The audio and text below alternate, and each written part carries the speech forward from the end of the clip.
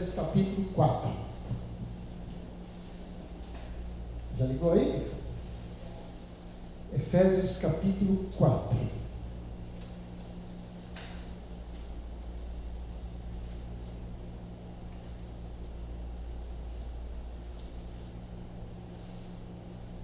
Nós vamos ler do versículo 25 a 32, né? Efésios 4, do 25 a 32.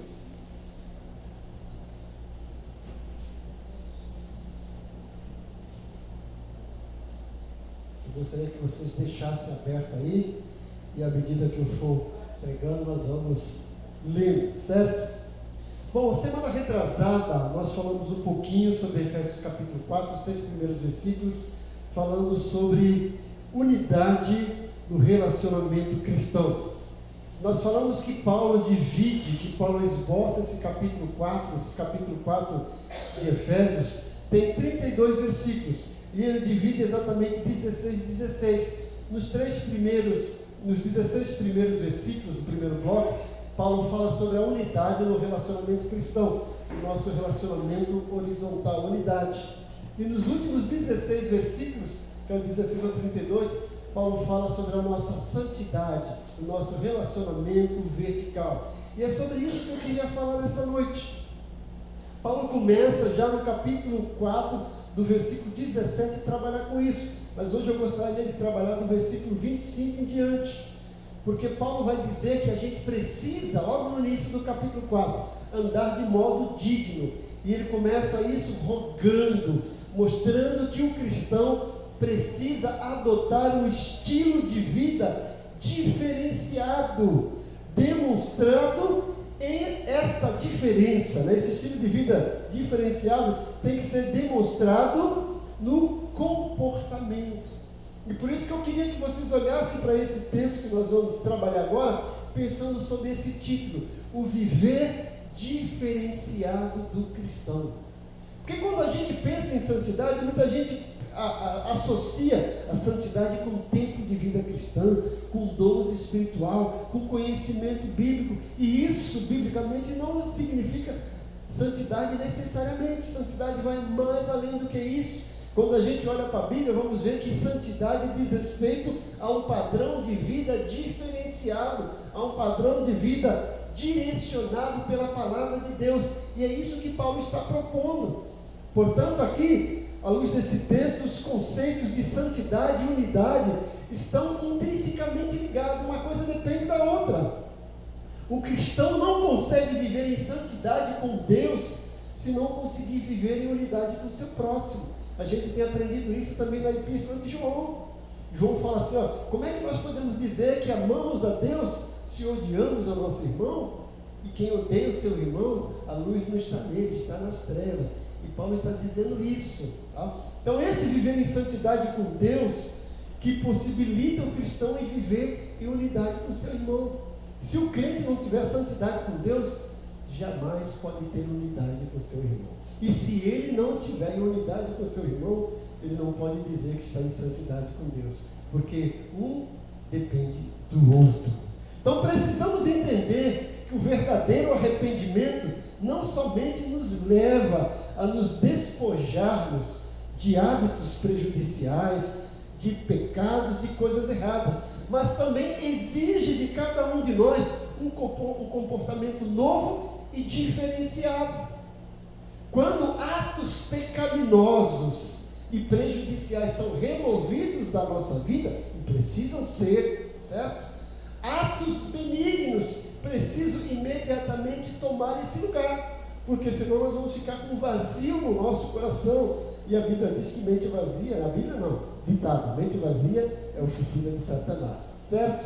Portanto, todo cristão é desafiado e motivado a contrastar, fazer um contraste entre a maneira antiga de agir e a maneira nova de agir, viver com dignidade. E é isso que Paulo vai mostrar no versículo 25 ao versículo 32. Paulo vai mostrar que a santidade na nossa vida está demonstrada em o abandono de algumas práticas prejudiciais, errôneas e pecaminosas, e a gente se comprometer a fazer coisas corretas, coisas que são bíblicas, que são orientadas por Deus. Então não adianta abandonar as práticas pecaminosas se não adotarmos um padrão de vida benigno, senão vamos ficar aí no vácuo. Então a primeira coisa que Paulo começa nesse viver diferenciado de cristão é contrastar a mentira com a verdade. Veja que ele diz no versículo 25, ele diz o seguinte: portanto, cada um de vocês deve abandonar a mentira e falar a verdade ao seu próximo, pois todos somos membros de um mesmo corpo. Se vocês acompanharem o capítulo 4, vocês vão ver que o versículo 22, 23 e 24, Paulo esboça ali uma fórmula para viver em santidade, o que eu chamo a fórmula DRR. Ele fala: quanto ao trato, despojai do velho homem, renovais a vossa mente e revistai do novo homem. Então Paulo está dizendo o seguinte, que a santidade começa aqui na nossa mente, por uma renovação de entendimento. Eu tenho que entender que algumas atitudes que eu praticava eram prejudiciais para a minha vida e que me distanciavam de Deus, porque eram coisas erradas que Deus não gosta e que Deus não quer que nós pratiquemos, mas nós estamos praticando. E Paulo fala: olha, deixe isso, despojem disso, mas abracem outras coisas. Ele fala: revistai do novo homem. Então Paulo começa esse processo: olha, abandone. Mas por que eu tenho que abandonar? O motivo pelo qual eu tenho que abandonar. E o que eu tenho que fazer agora? Abraçar isso. E Paulo começa com mentira. Por que, gente? Porque muitas pessoas que tinham obedecido à fé, que tinham entregado a sua vida a Jesus, viviam uma vida de mentira, principalmente naquela época que as pessoas usavam da mentira para se beneficiar. E para eles, as pessoas no mundo, mentir não era tão errado. E quantas vezes as pessoas aí no mundo fazem isso, né? Ah, mas é uma mentirinha leve, né? É uma mentirinha que não prejudica ninguém. Mas olha, a Bíblia fala que o pai da mentira é quem? Diabo. Então o crente não deve viver a mentira. Se ele quer viver uma vida santa, o que ele tem que fazer? Abandonar a mentira. E Paulo diz aqui, olha, que a mentira deve ser abandonada. Não deve mais fazer parte da nossa vida, não deve mais fazer parte da nossa agenda, do nosso estilo de vida. A mentira tem que ser desarraigada, tem que ser abandonada. Mas não basta abandonar a mentira. Para eu parar de mentir, eu tenho que incorporar na minha vida a verdade, começar a falar a verdade. Paulo fala: aquele que mentia, não minta mais. E ele diz o porquê. Por quê, gente? A causa deve ser a nossa interdependência dos membros do corpo de Cristo. Paulo fala: aquele que mentia, não minta mais, porque somos membros uns dos outros. Diz a palavra de Deus aqui: somos membros uns dos outros, somos membros do mesmo corpo. Então não minta para o seu irmão, mas também não minta lá fora, porque você precisa ter uma vida diferenciada e precisa ter essa vida de contraste entre a mentira e viver a verdade. E a Bíblia fala: conhecereis a verdade e a verdade vos libertará. E essa verdade é Jesus, é a palavra. E a palavra de Deus e Jesus na nossa vida deve preencher esse vazio na nossa vida, a ponto de não mais necessitarmos de mentira. Essa é a primeira coisa que Paulo pede para a gente abandonar. Depois nós temos o versículo 26 e 27, que Paulo faz um contraste entre a ira com o pecado. Olha o que ele diz no versículo 26 e 27. Olha lá: quando vocês ficarem irados, não pequem. Não pequem. Quando vocês ficarem irados, não pequem. Apaziguem a sua ira antes que o sol se ponha, e não deem lugar ao diabo. O que Paulo está dizendo aqui, gente? Paulo está dizendo que a ira pode ser permitida na vida do crente. Irai-vos, mas não pequei.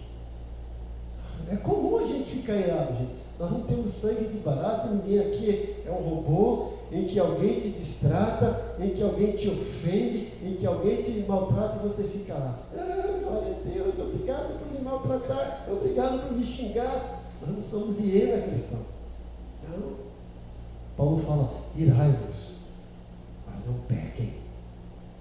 Então a ira pode ser permitida. Entretanto, a ira precisa de um tratamento imediato. Paulo fala: olha, tratem da ira, abandone a ira antes que o sol se ponha, resolva toda essa questão, aquilo que te deixou irado. Não deixe que essa ira se transforme em cólera, não deixe que essa ira se transforme em ódio, não deixe que essa ira se transforme em rancor, senão você vai produzir um veneno para você próprio. Vai um veneno nascer no seu corpo que vai fazer mal a você. Então, resolva o problema da ira de imediato. Veja que Paulo está tratando, gente, em coisas que diz respeito a comportamento e sentimentos. Isso é santidade. Olha, vocês podem ficar irados, mas não pequem. Tratem logo a ira. Sabe por quê, gente? A ira não pode nos induzir ao pecado. Paulo fala: irai-vos, mas não pequei. A gente pode ficar irado, mas não deve pecar. Não deixe que a ira vá quebrar o relacionamento seu com o seu irmão, porque isso também vai interferir no seu relacionamento com Deus. Trate logo a ira. A ira não pode ser combustível para o diabo, porque diz no versículo 27, não deis lugar ao diabo. O que Paulo está dizendo? Que se você permanecer irado contra o seu irmão, contra alguma situação, e não resolver o mais rápido possível, você vai pecar, e isso é combustível para o diabo. Você vai dar lugar ao diabo. O diabo vai ficar colocando um bocado de coisas na sua mente, no seu ouvido, e você vai ver coisas que realmente não são reais. O irmão fez alguma coisa, você ficou magoado, você vai lembrar de coisas e você vai associar aquilo com aquela situação e achar que aquele irmão é a pior pessoa do mundo. E aí o diabo vai tomar proveito. Então Paulo fala: irai-vos, mas não pequeis. Não se deixe pôr o sol sobre a vossa ira, nem deis lugar ao diabo. Então a ira pode ser permitida, mas precisa de um tratamento imediato. E a ira não pode nos induzir ao pecado e nem pode ser combustível para o diabo. E agora no versículo 28, Paulo vai tratar de outra questão: a honestidade contra a desonestidade. E Paulo vai usar isso de uma forma pesada. O que ele diz no versículo 28? O que roubava, o que furtava, não furte mais. O que furtava, não furte mais. Antes trabalhe, fazendo algo de útil com as mãos, para que tenha o que repartir com os que tiverem necessidade. O que Paulo está dizendo aqui, gente? Paulo está dizendo que o roubo deve ser abandonado.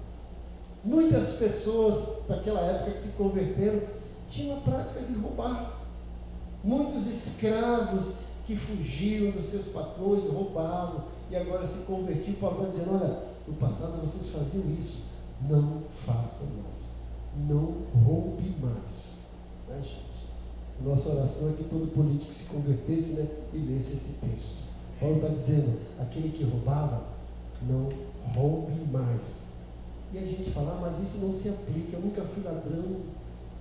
Será que não?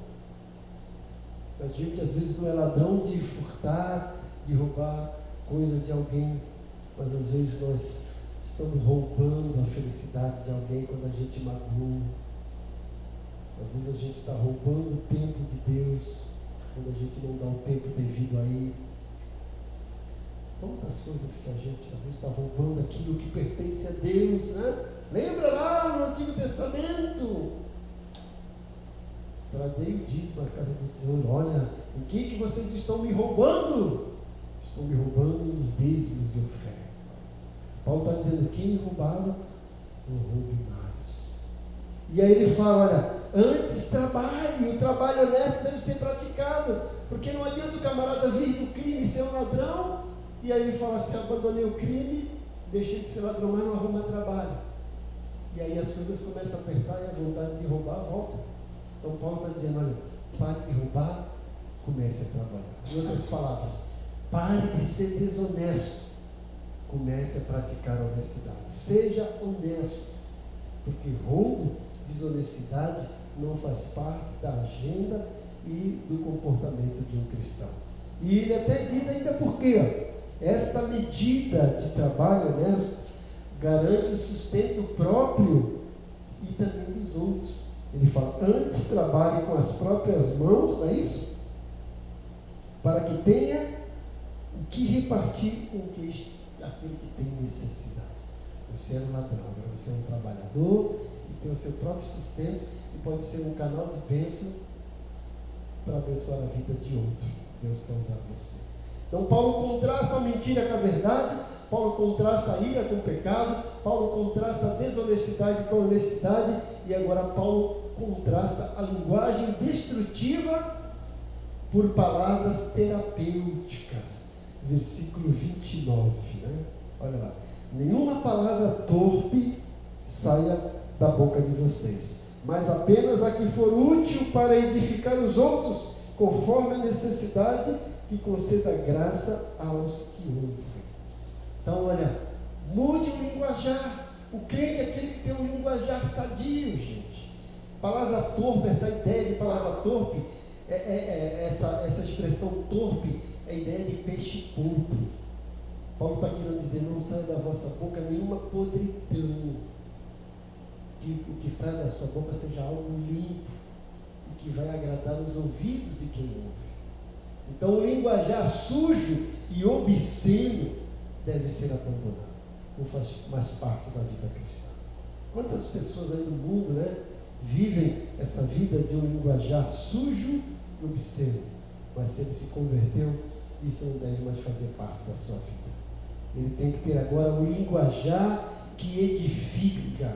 Deve usar um linguajar que vai edificar o seu irmão. Até na maneira de falar com o seu irmão, você está nervoso, mas aprenda a falar para não prejudicar o seu irmão, não incitar a ira dele.